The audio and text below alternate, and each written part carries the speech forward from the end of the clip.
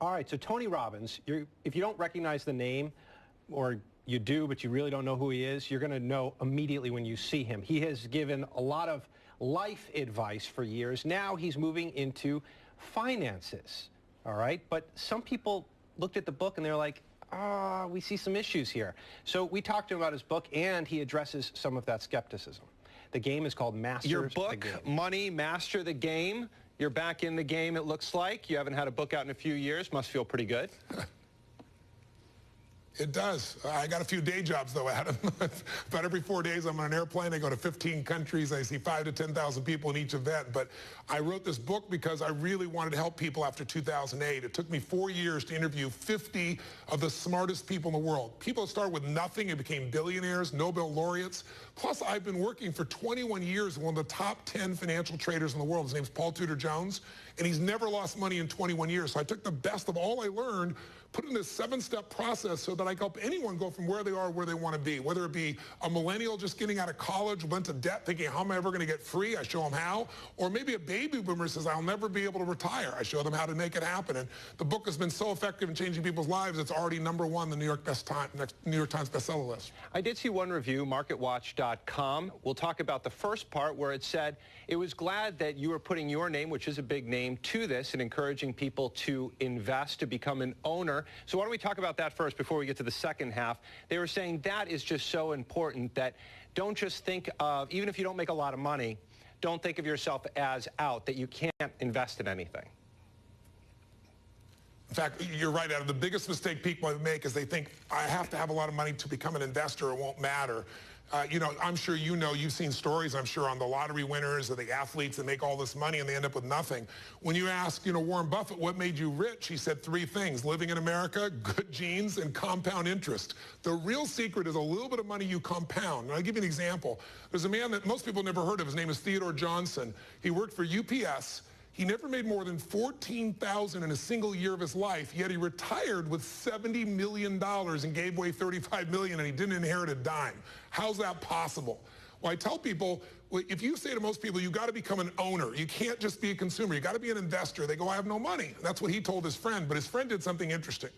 He said to him, he said, you know what? If the government came with a 20% additional tax, you'd go crazy, but you would pay it because you have to. He said, I'm going to make you rich. I'm going to take 20% so you never see it off the top. We're going to put this investment account and we're going to let it compound. Well, over a lifetime, that became worth $70 million. So, Tony, going back to the Newswatch, I want to talk about, you had mentioned being an insider and you had touched on the fees. That was actually where it was pretty critical. The article, the review said that you weren't qualified to talk about this. That's just not your background. And then it talked about insider stuff.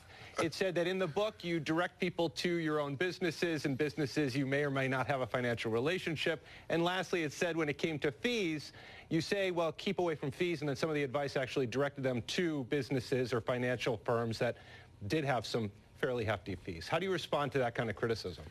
It wasn't Business Insider that wrote that article. It was written by an individual person who was promoting himself, trying to use my name with headlines. It's just completely false. My expertise is I've coached one of the top 10 financial traders for 21 years who's not lost money. My expertise is interviewing 50 of the smartest people in the world. Steve Forbes in Forbes magazine said about this book, he said, this is a book that will work for anyone, someone beginning the journey or managing multi-billions of dollars. But his specific quote was, quote, if there was a Pulitzer Prize for an investment book, this would win hands down.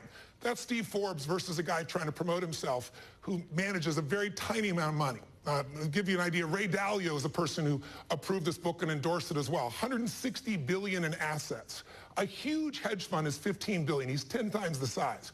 He approved this. I wrote 2 chapters that he co-wrote, read through, and made sure it happened, where he revealed what he's never revealed before. How he's been able to produce 21% returns for 23 straight years, and how an average person, using a formula he's never revealed before, if they look at it over the last 75 years, that formula, he's been successful with 85% of the time. And the 15% it's not been successful, his average loss is 1.6% over 75 years. You and I both know in 2000, 2008, we took 50% drops. His biggest drop, minus 3.95, less than 4%. So anybody can try and criticize, but if you look at the book, you'll see it's endorsed by Carl Icahn, saying this will be an extraordinary book for any kind of investor, Ray Dalio, Paul Tudor Jones. Literally 30 or 40 of the biggest investors on earth have said this is one of the finest financial books out there. So I don't need to defend it, just look at the truth. There are a million articles you could read. That one's written, there are 3 of them by a group of friends that tried to attack to put their name out there. Somebody you'd never know his name in a million years if you hadn't written that article. All right, thank you for your time, Tony. You got it. One more thing. I want people to know I donated all the profits of this book in advance. I was fed when I was 11 years old. I never forgot. I fed 2 families in 4. I fed 42 million through time.